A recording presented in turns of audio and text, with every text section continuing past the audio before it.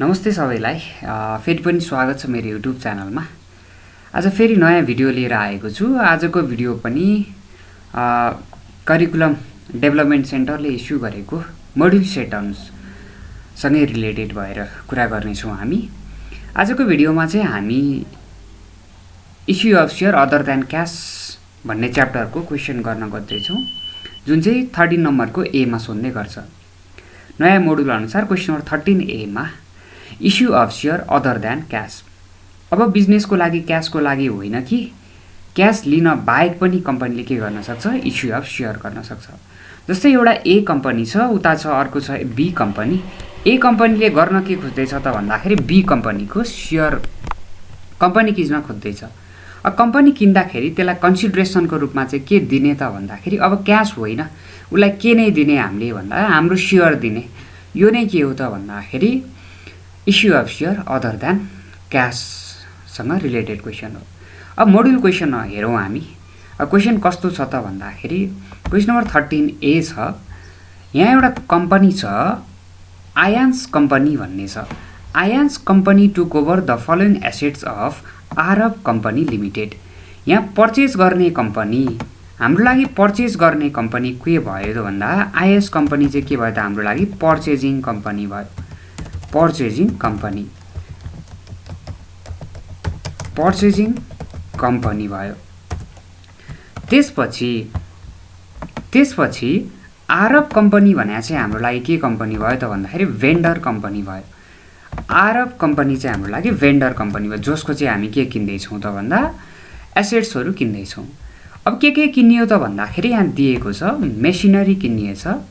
Machinery किनियो, के machinery किनियो त भन्दा मेसिनरी किनियो 2 लाखको, मेसिनरी 2 लाखको किनियो, फर्निचर 50,000 को किनियो, स्टक किनियो 1 लाखको।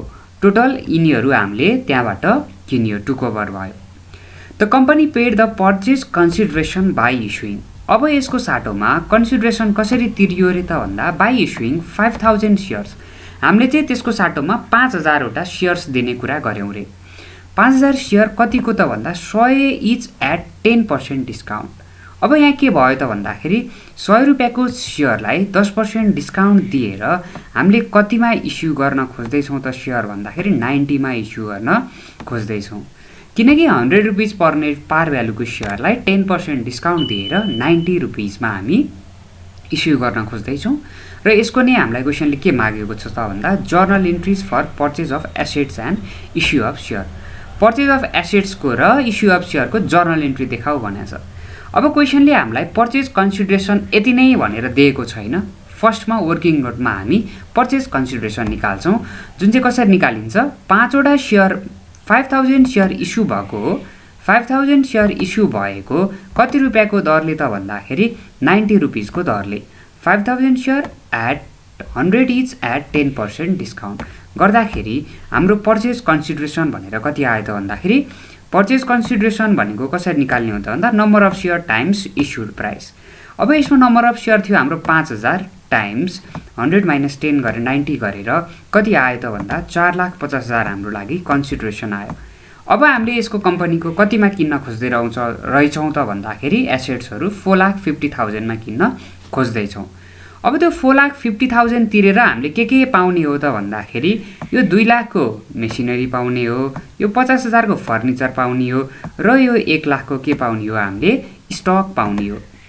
1 लाखको स्टक पाउने हो। हामीले के पायौँ त भन्दाखेरि एउटा पायौँ मेसिनरी, एउटा पायौँ फर्निचर, एउटा पायौँ स्टक।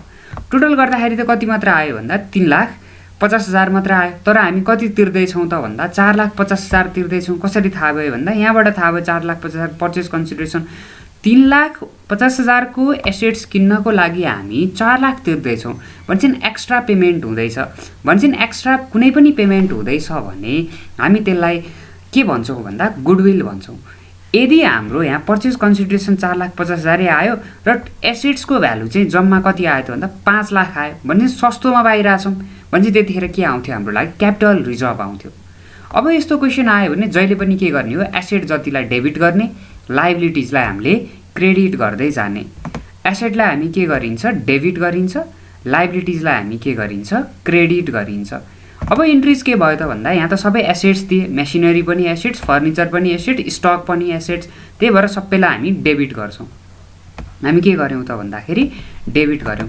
के डेबिट हुने भयो त भन्दा मेसिनरी अकाउन्ट्स डेबिट हुने भयो। मेसिनरी अकाउन्ट्स डेबिट भयो, कतिले डेबिट भयो त भन्दा 2 लाखले डेबिट भयो, मेसिनरी अकाउन्ट्स डेबिट। अर्को छ furniture accounts debit, furniture accounts debit. अर्को छ हाम्रो लागि स्टक अकाउन्ट्स डेबिट। यी तीनटा हाम्रो के भयो डेबिट भयो। यति नै तीनटा हो। अब यसको लागि हामीले कसलाई तिर्नुपर्ने हो, भेन्डर कम्पनी भनेको को हो, यहाँ आरब कम्पनी हो। टु भेन्डर कम्पनी लेख्ने हुन्छ अथवा कम्पनीको नाम दिइसकेपछि हामी टु आरब कम्पनी भनेर लेख्छौँ। कति तिर्नुपर्छ यसलाई त्यही भन्दा पर्चेस कन्सिडरेसन जति छ त्यसको पैसा तिर्नुपर्छ। डेबिट र क्रेडिट त बराबर हुनुपर्छ नि। उसलाई तिर्नुपर्ने लाइबिलिटिज 4,50,000, त्यसको एगेन्स्टमा यति 3,50,000 को त एसेट्स आयो। अब कतापट्टि पुगेन त हाम्रो लागि भन्दाखेरि डेबिटतिर पुगेन। भन्छ डेबिटतिर पुगेन भने हामी यसलाई के लेख्छौँ भन्दा गुडविल लेख्छौँ। के लेख्छौँ भन्दाखेरि गुडविल लेख्छौँ। गुडविल भनेको हाम्रो के आयो यसमा ब्यालेन्सिङ फिगर आयो। टोटल गरियो भने 4,50,000 4,50,000 भयो। अब यो आरबलाई जुन हामीले लाइबिलिटिज बुक गरेका थियौँ यसलाई पेमेन्ट गर्नुपर्ने हुन्छ। अब पेमेन्ट चाहिँ हामीले कसरी गर्छौँ त भन्दा सेयर इस्यु गरेर गर्ने हो। त्यही भएर आरब कम्पनी अकाउन्ट्स डेबिट गरियो। यो 4,50,000 लाई क्रेडिट छ, यसलाई घटाउनको लागि के गरियो हामीले डेबिट गरियो। यति गरेपछि त के भयो क्यान्सल भयो यो र यो। त्यही भएर आरब कम्पनीलाई हामीले के गर्यौँ त भन्दाखेरि डेबिट गर्यौँ। अब डेबिट कतिले गर्यौँ 450 ले डेबिट गरिदिने बित्तिकै क्रेडिट पनि 450 डेबिट पनि 450।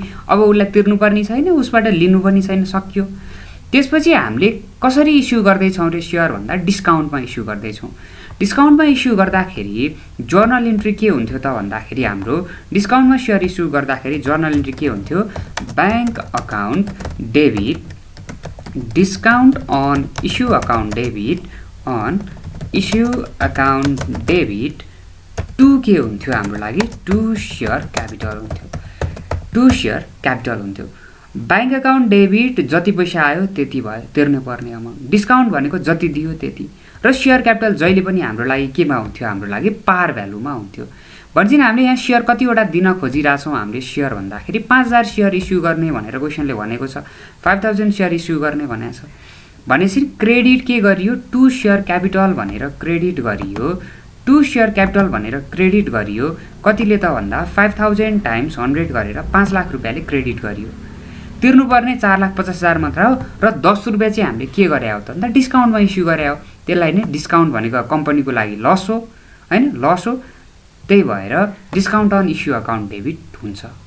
5,000 टाइम्स 10 गरेर 50,000। यति गर्यो भने सोलुसन कम्प्लिट हुन्छ। एसेट जतिलाई डेबिट गर्ने, क्यापिटल जतिलाई लाइबिलिटिजलाई क्रेडिट गर्ने थियो हामीले।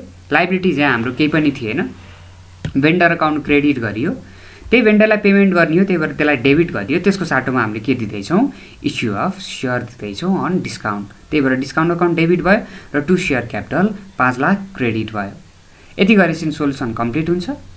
होप सबैजनाले बुझियो होला। यदि यो भिडियो इन्फर्मेटिभ रह्यो भने साथीभाइहरूलाई सेयर गरौँ र like share and subscribe the YouTube channel. किनकि मैले अर्को कुनै पनि एउटा भिडियो अपलोड गर्दाखेरि फर्स्टमा तपाईहरु माझ पुग्योस् र त्योबाट तपाईहरु बेनिफिट हुनुहोस्। हस्, नमस्ते।